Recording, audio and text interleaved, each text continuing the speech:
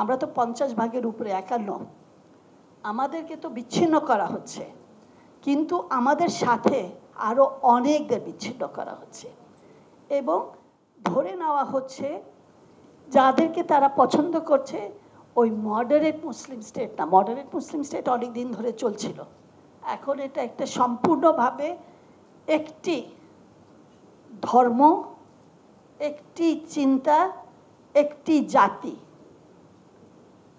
তাদের রাষ্ট্র যেন কায়েম হয়।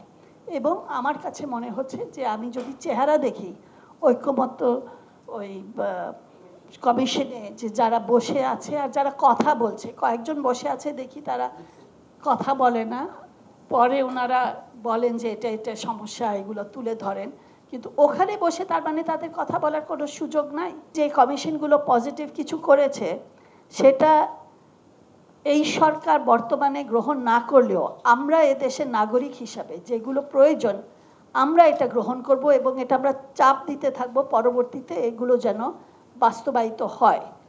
এটা একটা কাজ হয়েছে, এটা আমরা দেখতে পারি, কিন্তু সেখানে আমরা দেখছি যে এই সরকার ওই কমিশনগুলো করেছে অলংকার হিসাবে। নতুন রাজনৈতিক দল আসবে, আমি এটা মনে করি, এটা ভালো, কিন্তু এই রাজনৈতিক দল ওদের আইডিওলজিটা কি, ওদের প্রিন্সিপালস কি, ওরা কিসের উপর দাঁড় হচ্ছে?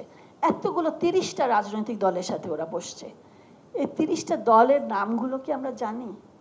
তারা কি, ওরা কি বিশ্বাস করে, ওরা কিসের উপর তাদের রাজনীতিটাকে ধরে রাখছে সেটা তো আমরা জানি না। ইসলামিক দল আমরা জানি যে ইসলামিক শাসন ব্যবস্থা কায়েম করতে চাচ্ছে, অথবা তারা ওই শরিয়া আইন কায়েম করতে চাচ্ছে, কিন্তু বাকিগুলা সবাই তো ইসলামিক দল না। তো এদেরকে কিসের জন্য নিয়ে আসা হচ্ছে? আন্দোলনে সবাই নেমেছিল, ছাত্রছাত্রীরা তো নেমেই ছিল, কিন্তু সবাই নেমেছিল, জনগণ, শুধু ঢাকায় না সারা বাংলাদেশে নেমেছিল। কেন? এটার পরিবর্তন দরকার ছিল, যা করছিল এটা আর গ্রহণযোগ্য না। একটা সুযোগ পেয়েছিল আন্দোলনের মধ্যে যে আমাদেরকে একটা পরিবর্তনের জন্য আমরা নামবো, তো নেমেছিল। কিন্তু তারপরে কি হলো? নামার পরে যে কোন জায়গায় যাবে সেখানে কয়েকজন মুষ্টিমেয় তারা তাদের নিজের এজেন্ডাকে সামনে রেখে তারা চলে আসছে বাকিদেরকে বাদ দিয়ে।